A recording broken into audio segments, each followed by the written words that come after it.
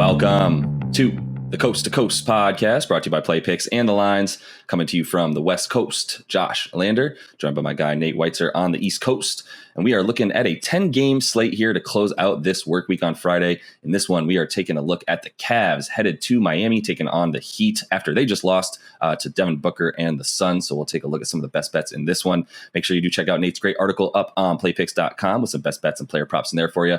And as always, like and subscribe to that page. Check out the other videos we have for you on this big slate, including that player props video. Make sure you head over to thelines.com as well and check out the props tool we have on there for you and the odds checkers, making sure you're getting all the best odds available from odds makers out there in your NBA picks today. And we also have play.thelines.com up as well now for you, so you can head over to that site and check out the available NBA Daily Pick'em Challenge that we have for you, where we need you to get 100% of your picks right, and then we give you a $25 Amazon gift card. So we're looking to have some fun and get some money out to some people there. And as always, if you do still need a FanDuel or DraftKings account as well, head to fdpicks.com or dkpicks.com and find those listings in your area, such as what we've got for tonight. Nate, let's get into it. Yeah, the Heat minus 6.5 now at home as they're expected to bounce back from that loss. They did not have Jimmy Butler against the Suns, and he's questionable once again with an illness. Cavs are going to be without Karis LeVert and Jared Allen, probably for the rest of the regular season at least. And that total has been up a little bit from 209 to 211. 9 other games on the slate here on Friday. We got the Wolves minus 8 at Magic, total rising to 234 there. I put in the article, I think the Wolves can cover, but it's a nice one to tease if you want to get another game down along with that Wolves spread. Clippers plus 7 at the Hawks. The Pistons are plus 14 at the Red Hot Celtics. Knicks plus 10 at Memphis. Dallas is minus 10 at Houston. The Hornets are minus 3 at the Pelicans because New Orleans is going to be missing both McCollum and Ingram. The Jazz are minus 6 at the Spurs as Greg Popovich looks for that milestone win. The other game we break down, Raptors plus 5 at Suns with a total of 223. And then the Wizards are plus 4.5 at the sorry Lakers. The Cavs have fallen apart defensively. It's been as textbook as targeting the 76ers offense prior to that nice little James Harden letdown that gave the fans a nice preview of what he does in the playoffs last night. But we digress. I mean, the Cavs are very exploitable right now, especially from beyond the three-point arc. I mean, they're still allowing a league-high 40.5% from three over their last 11. Their last 11 road games specifically, they have a horrendous 120.5 defensive rating. And in their last 4 overall, it's also a 120 defensive rating. With Jared Allen out, that's certainly not going to help. In the first game without him, they managed to beat the Pacers in a complete shootout, 127-124. We had the over there, which was only 233. Thanks to Darius Garland going off for 43 points, and your first inclination is he's not going to get anywhere near that against the Heat team that is basically the best team defending point guards for a third or fourth straight season. Now they have Kyle Lowry. They're maybe even better in that department. They don't necessarily need Jimmy Butler for this matchup as much as they needed him to contain Devin Booker. In fact, the Heat, haven't missed Butler that much this season, and they've won 6 of their last 8 without him, the exceptions being against the Celtics and Suns, who are truly elite right now. They actually beat the Suns without him a few weeks before that. Bam Adebayo is more important to what they do at both ends of the floor right now. That's why I think it's ridiculous when Butler is inserted into the MVP conversation.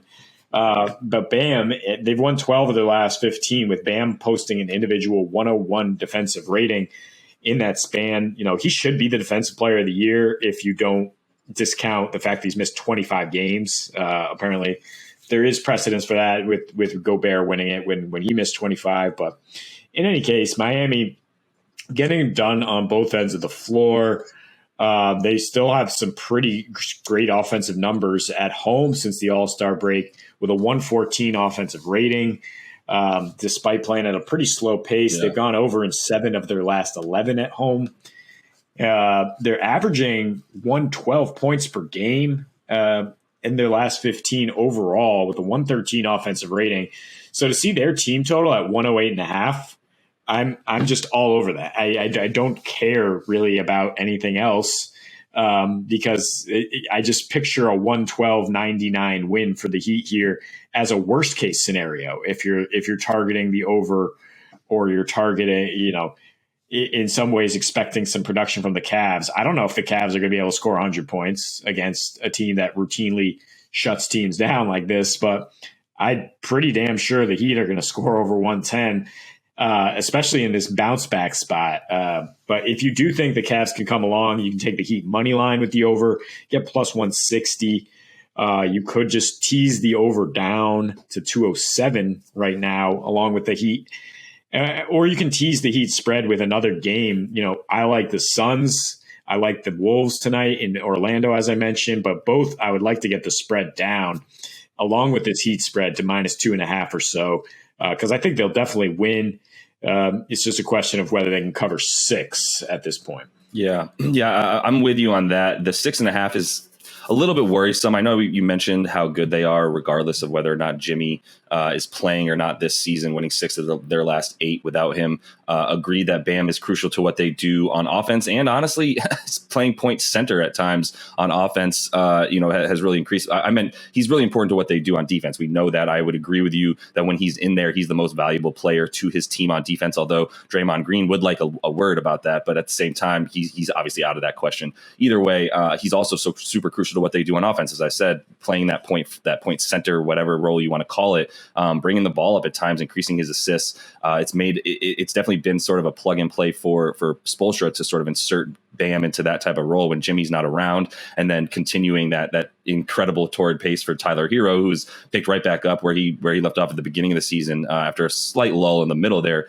and coming right back and been a huge reason that their offense has been what it's been. I mean, since the All-Star break, at home they've been pretty much the same team at home that they have been all season in terms of their offensive rating being about 114, 113, defensive rating about 106, 107. So there are points scored at home. They go over more at home than they go under. I think this is a situation where, I can see the Cavs not being able to come along, but I don't see a scenario where the Heat are unable to score 109 points against this Cavs team, who I think is still being overrated on defense. And I think that's kind of the point that you were making. Their defense has fallen apart, and no one is taking notice enough to get these totals to where they need to be for Cleveland. Obviously on the road for Cleveland is where we look at how bad they are on defense, even more so than they've been in their last, X amount of games anyway, as they've been on this slide. But in their, you mentioned their last 11 roadies alone, that 120 defensive rating, that 3-point defense is really troublesome when you look at the Heat scoring the 8th highest percentage of their points from 3 on the season. Not shocking when you have guys like Hero and Duncan Robinson flying around out there for you. So I would continue to eye points for Miami, points in games that Cleveland plays on the road.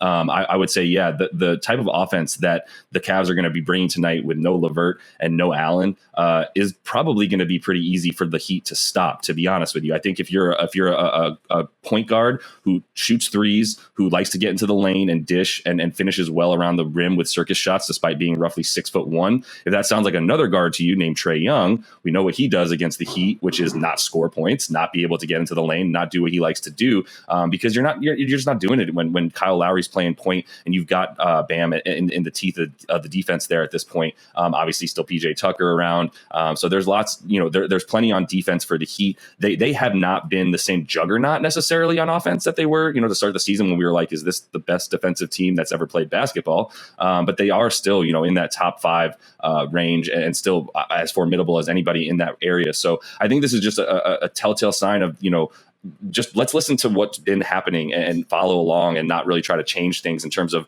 Miami just dominating the Cavs in their, recent matchups, beating them, 6 of their last 8 meetings. They've won 20 of their last 21, at home, specifically against the Cavs, which, dating back to 4 seasons ago. But either way, I mean, they've just owned them. I mean, the Heat have been the team they've been for an extended period of time now. And with the defense playing the way it is for the Cavs, I have no problem with Miami's defense shutting them down. my main point is I like a teaser, to be honest with you. I know I'm not usually the fan of the teaser here, but I just want a few more points on each side. It's so close to exactly what I want in terms of that over. If I get that over down to like, it's at 211 right now on DraftKings. If I get that down to 207 on the over there, and then I get the Heat at 2.5 points, I feel really, really good about that. If Jimmy was playing in this game, I'd probably just smack the Heat, to hit that to cover that 6.5 point spread, because they do cover a bit more and obviously are a better team with him out there. But even without him there, I also really like that over a bit more, as we know what he's able to do on D. And I think that's where they get hurt a little bit more. The Heat do, in terms of when Jimmy's not playing, they're a little bit worse on D than they're worse on offense. So I still like the points there and the Heat to pull this one out. Yeah, you don't have to mess with the spread if you don't want to, because those two numbers are so exploitable in terms of their team total, or getting the teaser down there at even money. And you mentioned, Garland, just to look at his numbers specifically, the Cavs actually beat the Heat twice in December in Cleveland. He only had 16 points in both those games, and that was with no Jimmy or Bam. And Tyler Hero missed one of those two games. So Miami now much closer to full strength, playing much better. And in 8 career games against Miami, Garland 13 points at a 99 offensive rating.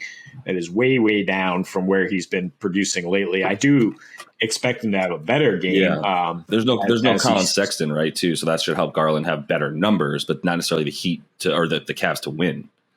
Right, but you look at the efficiency with that rating, he's not getting much done, and his percentage inside the arc was rather dreadful in those 2 wins. It's just that Miami was still looking for its stride offensively, but as we mentioned, they've hit it at home lately, and in their last 3, they're shooting 40% from deep, which is exactly where you beat the Cavs. So again, I just expect them to score over 110. I don't know where the Cavs are going to end up, because it is a huge challenge for them here. So that's why I go first and foremost with the team total, and then start looking at overall game total or the spread, or taking the Heat money line or teasing it the way you talk about it. But safest bet is just the 108 points as Miami bounces back from that loss to Phoenix. Yeah, for sure. And if, we're recording this still pretty early in the morning here, especially on the West Coast, still don't have any player props available for the Heat or for the Cavs either. But specifically looking at the Heat, because I would like to eye Tyler Hero if Jimmy Butler does not play tonight. Potentially some player performance doubles for him as well to get a W. And we'll see what his props are sitting at. Probably if Jimmy doesn't play, we're looking at 22-ish points for Tyler Hero, probably around 2.5, 3.5 made threes as well. I would consider all that stuff tonight for him, as his numbers do go up on offense when Jimmy's out, and he gets a few more minutes as well on with the starting rotation, not just coming off the bench. So either way though, points tonight, 3-point shooters on the Heat to get some points against this bad Cavs defense right now. And that is all the time we have for you in this one. Make sure you are liked and subscribed to that page. Check out those other couple videos we have for you on this big 10 game slate. And until we see you next, happy betting.